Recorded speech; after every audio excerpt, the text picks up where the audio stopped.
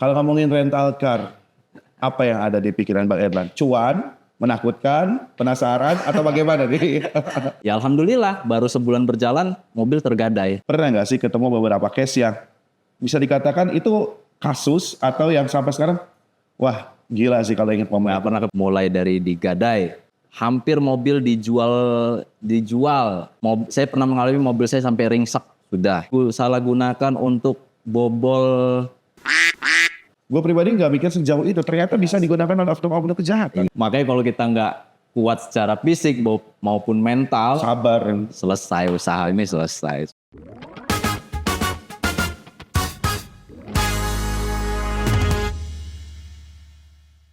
Halo Sobat Topis, tanya Rumpi Solusi TVRI Lampung hari ini tentunya kembali bersama saya Diko Anggayu dengan akan membahas tema yang pastinya cukup menarik untuk Anda.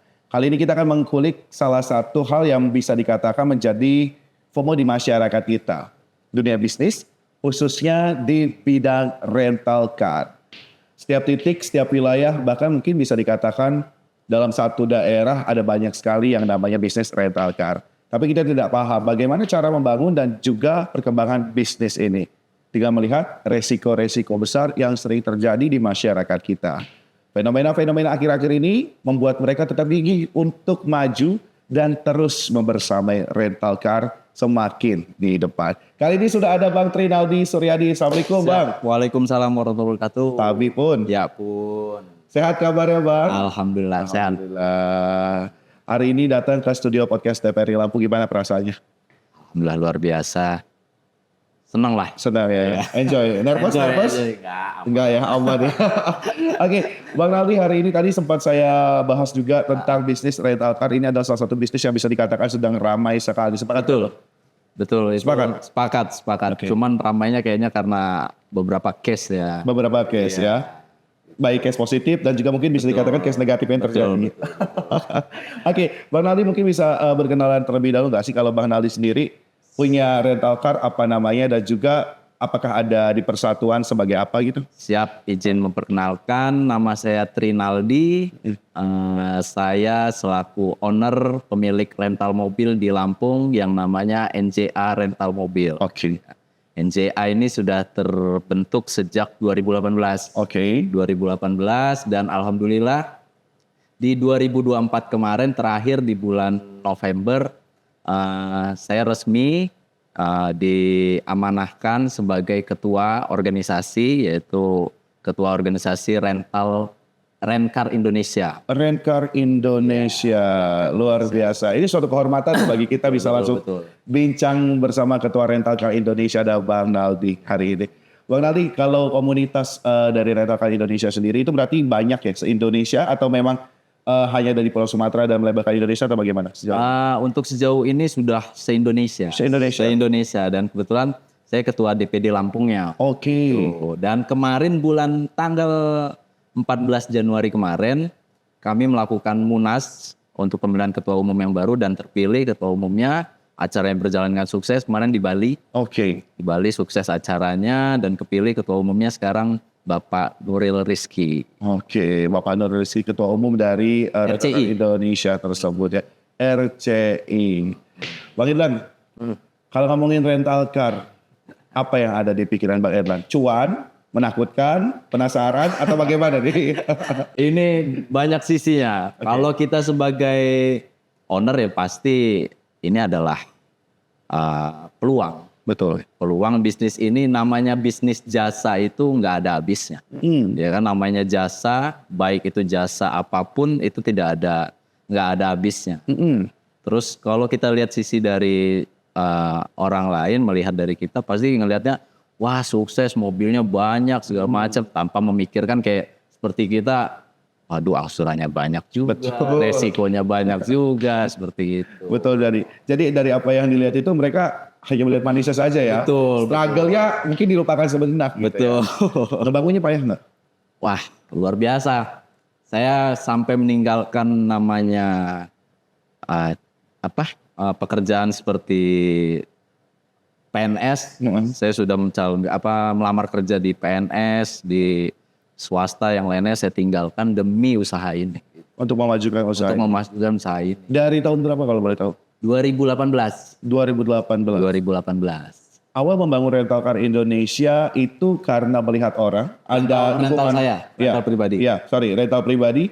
Ada dukungan dari orang tua kah atau coba sendiri atau melihat peluang atau bagaimana awalnya? Kalau awalnya sebenarnya karena ketidaksengajaan dan kepepet.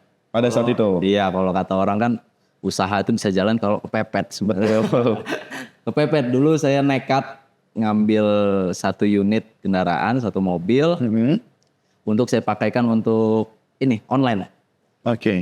Karena dulu 2018 pertengahan itu online itu luar biasa di Lampung. Betul. Luar biasa sampai saya nekat, saya ambil unit dan ternyata baru 1 minggu berjalan akun saya sudah lenyap semua. Dan saya dibebankan oleh angsuran, ya kan, angsuran mobil. Oke. Jadi sharing, discuss dengan beberapa kawan, sudah direntalkan saja. Ya kita sudah terbayang resiko rentalnya apa. Oke. Baik itu hilang asetnya, yang kecelakaan dan lain-lain. Dengan posisi pada saat itu dengan menanggung mohon maaf angsuran yang mungkin kalau dipikir pakai jari akun lenyap, aduh gimana nih gue ngelanjutinnya. Betul. Akhirnya memberanikan diri ya udah gue rentalin. Betul. Pada saat itu. Pada saat itu. Jadi beranikan untuk kita, yaudah kita rentalkan. Ya alhamdulillah baru sebulan berjalan mobil tergadai. Serius? Serius. Tergadai? Tergadai. Itu tergadai dan cukup jauh. Itu tergadai di daerah Lubuk Linggau. Luar Lampung? Luar Lampung, Lubuk Linggau. Oke. Karena tidak ada solusi lain pada saat itu? Nggak ada. Satunya solusi saya harus ke sana, menyelesaikan masalah, pulang harus bawa kendaraan. Oke. Tuh. Tanpa gimana caranya kita tidak mengeluarkan namanya biaya atau apapun itu. Dan syukur ada jalannya pada saat Ada itu? jalannya kita discuss dan itu tadi kita ada ilmu dasarnya. Jadi sebelum saya ini saya pelajari dulu ilmunya seperti apa, keterkaitannya secara hukum dan lain-lainnya seperti apa gitu. Baru saya pelajari, oh bisa ternyata. Ya alhamdulillah mobil pulang. Jadi kalau saya tanya menjadi seorang Naldi yang seperti sekarang dengan mungkin bisa dikatakan banyak unitnya, NJA cukup tinggi namanya di Bandar Lampung, di Lampung. Nyangka nggak? Gak nyangka lah bang. Kalau dipikir kembali nggak nyangka ya? Gak nyangka.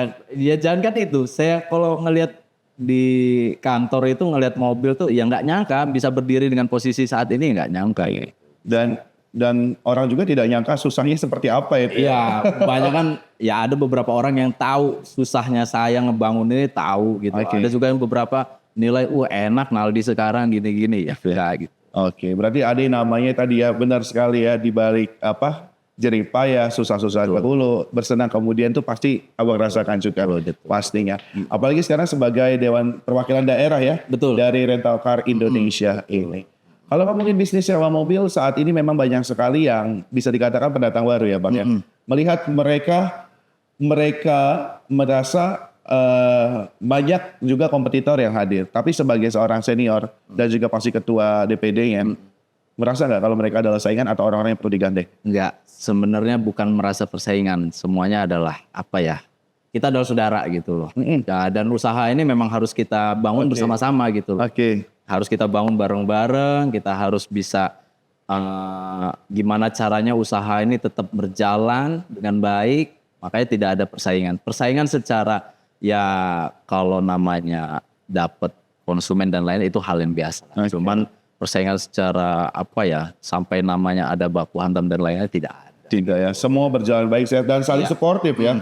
Mungkin saling tukar pikiran juga ya. Betul, makanya itu harus ikut di organisasi gitu. Biar kita dapat pelajaran baik itu edukasinya, baik itu relasi dengan mitra, dengan antar owner, dengan antar konsumen. Dan itu merasakan dampak positif. Dampak banget. Dampak banget ya. Dan itu yang menunjang bisa kita semakin maju dan besar. Betul sekali.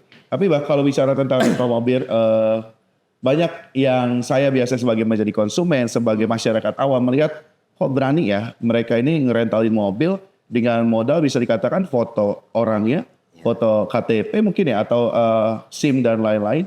Mobil dilepas bersama STNK. Ya, pasti kalau kita sebagai orang awam atau mungkin seperti Bang Naldi di awal mikirin resikonya. Betul sekali. Sudah ada di benak kita resiko. Saya udah berpikir tuh resiko yang bakal terjadi sudah saya tanam, ini bakal terjadi, ini bakal terjadi, A, B, C, D sudah bakal terjadi. Cuman yang memotivasi saya adalah jangankan pekerjaan saya sebagai rental mobil, yang pekerjaannya sebagai PNS pun ada resikonya. Ya, semua pekerjaan. Semua pekerjaan ada resikonya. Ya, contoh kalau PNS ya dia jatuh dari tangga, tangannya kesleo, lagi ngetik itu ditekan sama atasan terus ya, harus loyalitas dan lain-lain. Ya. Dan saya berpikirnya juga jangankan kendaraan yang hilang, untuk nyawa kita aja kita nggak pernah tahu kapan kita meninggal pun kita sakit aja kita nggak tahu. Jadi nggak usah khawatir, udah diatur semuanya. Sudah diatur semuanya. Tapi Bang, kalau bicara tentang rental mobil yang dijalani oleh Bang Idlan saat ini NJA ya. NJA sendiri pernah nggak sih ketemu beberapa case yang bisa dikatakan itu kasus atau yang sampai sekarang wah gila sih kalau ingat momen. Nggak pernah kepikiran gitu. Terngiang gitu. Pernah nggak ketemu case yang tadi mobil mohon maaf dilarikan atau apa seperti apa gitu? Saya case itu cukup kalau bayi itu gumoh lah, udah saking kenyangnya lah. Mulai dari digadai. Digadai orang yang nyewa? Iya, jadi disewa terus sama si konsumen atau usernya ini digadaikan. Saya pernah mengalaminya beberapa kali. Hampir mobil dijual. Kalau bahasa itu dijual putus lah. Dijual apa adanya. Hampir itu ketahuan berarti ya? Ketahuan. Sudah sisa hampir transaksi konsumen sama si penerima. Keren banget. Nanti saya tahu ya, itu bisa tahu dari mana tuh. Ya udah, terus apa lagi? Terus yang ketiga insiden laka. Ya itu udah pastilah, baik hal kecil sampai terbesar. Saya pernah mengalami mobil saya sampai ringsek, sudah. Aduh. Udah itu. Terus yang keempat disalahgunakan untuk bandar narkoba. Pernah. Disalahgunakan untuk bobol ATM. Sudah pernah. Dibobol ATM untuk bobol. Gue pribadi nggak mikir sejauh itu. Ternyata bisa digunakan untuk kejahatan. Iya, betul. Nggak mikir panjang berarti ya para orang-orang itu ya. Dan semua kasus itu melimpahkan kepada bosnya ya. Betul. Ya, kepada Anda sendiri ujung-ujungnya ya. Makanya kalau kita nggak kuat secara fisik maupun mental, sabar. Selesai usaha ini selesai. Karena mungkin bisa dikatakan dalam seminggu kasus itu beberapa ada aja sekali ada aja. Namanya kasus itu ada. Ya itu tadi baik yang hal kecil lah. Komplain entah itu mobil mogok atau gimana itu pasti ada satu. Itu mungkin hal basic ya. Hal basic. Yang kedua yang insiden kecil. Yang Pak izin saya nabrak gini gitu. Udah basic. Saya penasaran sama mereka yang pernah ngerental. Lalu sebagai user tiba-tiba berani untuk menjual dan hampir transaksi tadi. Itu pernah seperti apa kasusnya? Pernah, itu jadi di tahun 2020 pasca COVID ya. Saat COVID. Saat COVID memang kan situasi saat itu kan kondisinya benar-benar orang membutuhkan. Ya kan? Membutuhkan baik finansial ataupun yang lainnya. Jadi gimana pun caranya mereka harus dapat finansial itu tadi. Ya jadi memang kesalahan saya pada saat itu terdesak dengan angsuran. Jadi saya tidak memikirkan lagi resiko. Bukan resiko. Saya tidak memikirkan lagi namanya. Oh ini user ini atau konsumen ini aman tidak ya? Karena saya sudah tergiur dengan dia bilang. Penawarannya. Iya, saya pemakaian sekitar 1 minggu.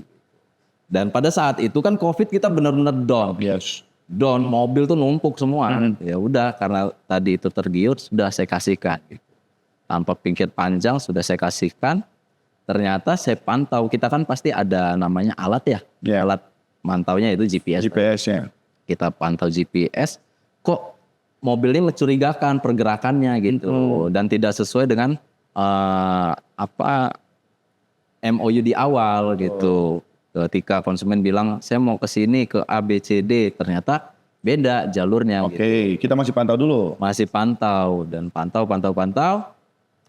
Sampai saya telusuri, kita cari informasi benar mobil sudah mau dijual gitu. Apa yang dilakukan pada saat itu? Pada saat itu saya biarin dulu sampai ketemu benar-benar titik berhenti, titik transaksinya. Mau transaksinya itu kan berarti sudah terjebak toh. Ada buktinya gitu. Ada buktinya. Jadi kita pancing dan benar kejadian sudah mau transaksi langsung kita cut di situ mereka. Yang cut abang sendiri bersama saya sendiri atau butuh pada saat itu saya belum tergabung dengan organisasi belum. Saya masih independen ya. Independen. Jadi saya sendiri sama teman-teman dibantu sama teman-teman ya kita selesaikan, mediasi, dan dia ya pokoknya dengan segala caranya ya udah mobil balik lagi. Oke. Dan mereka mengakui kesalahan dengan bermaafan secara kekeluargaan atau Sempat saya proses, sempat proses hukum. sempat saya proses karena itu udah melanggar jauh. Oke. Dan menurut saya itu perlu sekali ya. Perlu sekali biar Karena, ada dampak yes. itu tadi. Ini menjadi salah satu catatan juga untuk seluruh owner dari rental car. Mungkin saya yakin Anda jauh lebih paham dan Anda jauh lebih mumpuni dibanding diri saya pribadi. Tapi ketegasan tuh harus kudu mesti. Apalagi melihat, mohon maaf, case-case yang terjadi akhir-akhir ini kurang lebih 2-3 berita saya sebagai orang awam, mungkin saya sebagai user, saya bukan pengusaha rental mobil, saya sampai bingung. Kok bisa ada kejadian bos atau pemilik rental mobil sampai menjadi korban, sampai terbunuh, sampai menjadi, bisa dikatakan apa ya, hal yang tidak diinginkan oleh dirinya dan bahkan keluarganya sejauh itu resiko yang mungkin terjadi di sekitar abang pun ada. Ada, cuman itu kalau kita melihat case kemarin tuh jauh di benak saya nggak pernah kepikiran sampai terjadi sih. Oke, saya sebagai orang awam, kalau kita melihat kasus, kalau tidak salah kemarin ada salah satu pemilik rental mobil ya, yang di daerah Banten kalau tidak salah ya kejadiannya ya, ada penembakan di sana. Bagaimana pemahaman sebagai seorang owner rental car melihat kejadian itu? Kalau melihat itu tentu disayangkan ya, kita turut prihatin atas kejadian itu tersebut, dan kita juga apa ya, kayaknya kok seperti ini amat ya gitu kasusnya sampai kayak gini, sampai tidak ada, kalau kita dengar beritanya kan sudah minta perlindungan pun, minta pengawalan pun tidak ada ya kan. Dan itu sudah dibantu, yang saya ketahui ya, saya ketahui itu sudah dibantu oleh pihak kawan-kawan organisasi juga, sudah dibantu, cuman ya tetap indikasi itu ada gitu terjadinya itu. Cuman ya ini kalau saya terakhir informasinya masih tetap ditelusuri kasus. Tapi kalau garis besarnya adalah? Ya garis besarnya berarti bisnis rental ini sangat menjanjikan bagi oknum-oknum ya. Oknum baik sipil atau aparatur itu sangat menjanjikan gitu. Menjanjikan dalam hal itu tadi. Bahkan ini sudah terorganisir gitu. Ini kalau kita ketahui sudah terorganisir. Kita telah sebagai masyarakat awam mungkin ya? Iya, kita ini deh. Sekarang kalau kita lihat dari media sosial Facebook, itu di grup-grup itu banyak. Marketplace itu ya? Marketplace itu banyak jual beli mobil STNK only, atau jual beli mobil kosongan nggak ada surat, itu banyak sebenarnya. Cuman tidak pernah tersentuh oleh aparatur. Hal-hal yang seperti itu sebenarnya sangat disayangkan ya. Oleh oknum-oknum ya? Iya, harusnya tuh harus ya tetap diambil tindak lanjut gitu loh. Karena ini benar-benar sangat terorganisir gitu loh. Kalau itu terang-terangan loh di Facebook tuh jelas ada grup namanya terima jasa gadai mobil, terima jual beli mobil surat sebelah, itu banyak sebenarnya. Dan ini perlu menjadi perhatian bagi kita pengguna atau calon pembeli juga ya. Hati-hati berarti ya. Betul, hati-hati. Untuk orang yang mau beli mobil dengan STNK saja. Betul. Walaupun alasannya BPKB saya hilang, BPKB saya kebanjiran, kena kebakaran. Itu perlu harus hati-hati Bang. Betul, perlu ada edukasi juga. Dan edukasi itu bukan hanya dari kami sebagai owner mobil ya. Karena high price-nya kan terbesarnya kan dari rental mobil kan. Oknum ini bisa dapat kan dengan dari mana? Dari rental mobil. Jadi edukasinya perlu disampaikan juga dari pihak aparatur gitu. Dan saya harap juga masyarakat juga harus bisa mempelajari gitu loh. Bisa menelaah gitu. Ketika menginginkan kendaraan, baik jangan langsung tergiur dengan yang oh ini murah. Harga murah. Iya, harga murah gini sekian, dapat mobilnya bagus. Itu perlu kita pelajari gitu loh. Karena case yang sering terjadi mungkin bagi pemilik rental mobil tahu barang-barangnya sering digadein oleh oknum-oknum ya Pak. Tahu banget gitu ya. Jadi dan masyarakat juga untuk hal-hal kayak gitu perlu tahu juga bahwa mereka itu kalau sampai terlibat gitu kan, mereka kan kena pasalnya juga. Walaupun kita sebagai pembeli nih, saya nggak tahu kalau itu mobil gadean. Tetap kena. Kalau pada akhirnya abang mengetahui itu mobil aslinya bukan punya pemilik itu ya. Tetap abang kena, jatuhnya abang kena pasalnya ya 480 penada. Gitu. Dan besar resikonya ya. Iya, sanksi pidananya lebih tinggi.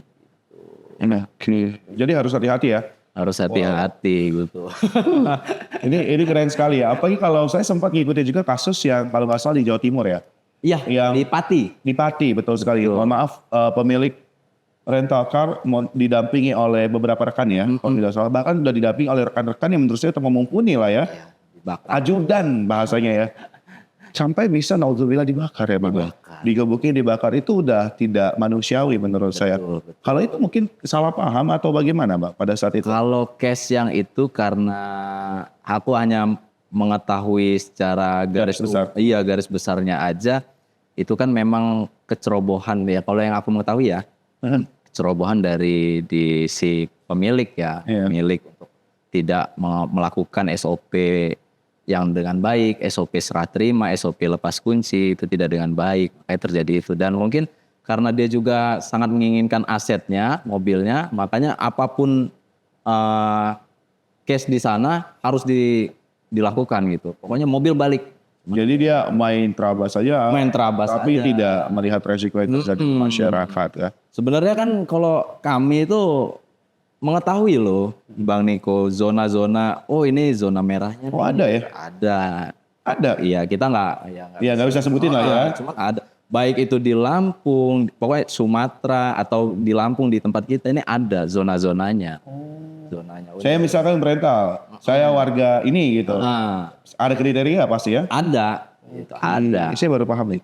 Atau zona tempat penampungan mobil tuh ada. Oke. Cuman sulit untuk tersentuh. Karena ya tadi. Ya entah banyak case-nya lah ya. Ya. Jadi sulit untuk tersentuh oleh aparatur tuh sedikit sulit. Dan Mungkin bukan sulit juga sih, apa bahasanya ya. Belum sampai lah mereka ya, belum sampai informasinya mungkin ya seperti itu. baik. Dan harapannya juga pastinya dengan apa yang terjadi, kami membutuhkan dukungan juga dari para petugas dan juga aparat-aparat berwajib untuk tetap bantu support ya. Betul. Teman-teman yang memiliki usaha rental mobil butuh pendampingan dan juga bantuan pastinya. Betul. Karena saya yakin dengan kolaborasi kerjasama yang baik semua dapat berjalan lancar dan meminimalisir resiko-resiko yang terjadi. Karena sangat mengerikan. Ngeri banget. Betul sekali. Karena Per tahun aja udah 2 kan korban kan? ya betul, tahun ini saja. Dan mungkin kalau dari itu hanya kejadian yang sampai mohon maaf terbunuh, keributan dan lain-lain yang mungkin seperti kejadian yang tadi Abang bilang ya, adanya kecelakaan, ada yang mobil tiba-tiba digade dan lain. Yang menanggung resiko itu ternyata pemilik loh. Pemilik. Betul sekali. Pemilik. Betul sekali. Rungkat gak tapi Bang? Insya Allah jangan deh. Jangan sampai.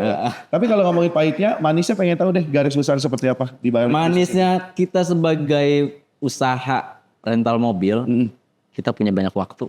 Banyak waktu ya. Banyak waktu. Banyak duitnya dilupain nih. Kalau finansial tuh beda-beda sih ya. Iya. Ya kan mungkin tarafnya kalau saya mungkin udah cukup deh, ada yang masih kurang. Kalau saya menyenangkannya itu untuk saya pekerjaan ini banyak waktu gitu. Saya bisa ke A, ke B, ke C gitu. Jadi usahanya jalan, pengusahanya jalan-jalan. Woi, ini boleh juga nih, usahanya jalan, pengusahanya jalan-jalan. Dan dirasakan ya? Ya alhamdulillah untuk saat ini gitu. Wah, aduh ini penasaran juga. Dan mungkin untuk siapapun kalau mau belajar buka usaha rental mobil, ya jangan ragu-ragu ya, tapi harus paham ilmu juga ya Bang ya? Betul, harus dipahami. Jangan langsung tergiur dengan hal manisnya. Gitu. Oke. Banyak kok kawan yang mencoba, ujungnya gagal.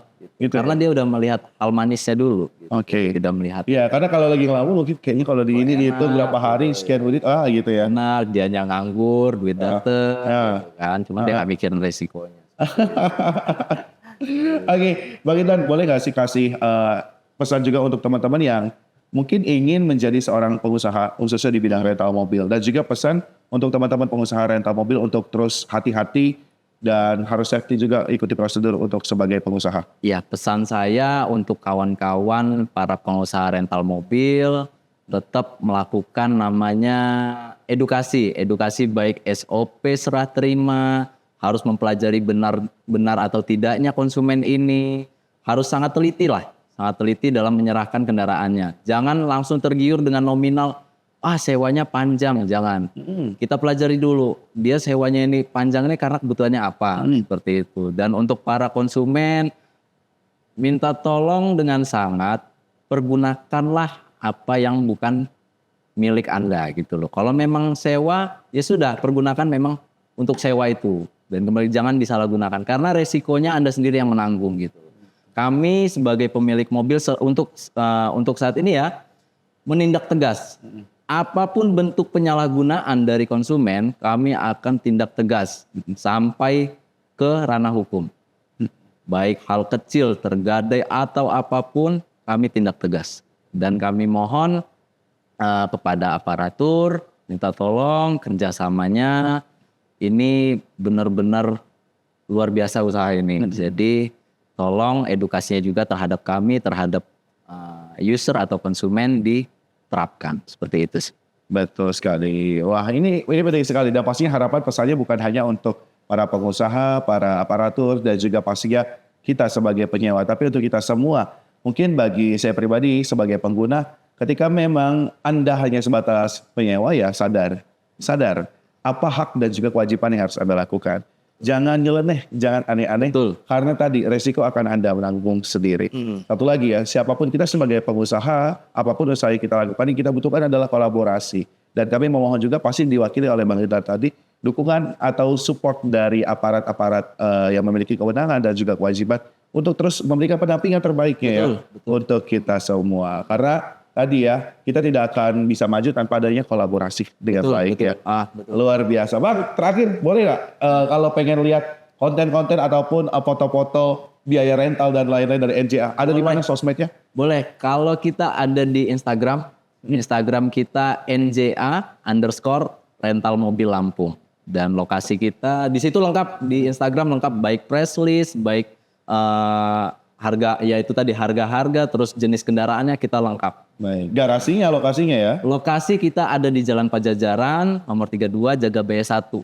Oke. Lokasi paling strategis di tengah kota Bandar Lampung. Wah. Ya tapi udah ada belum?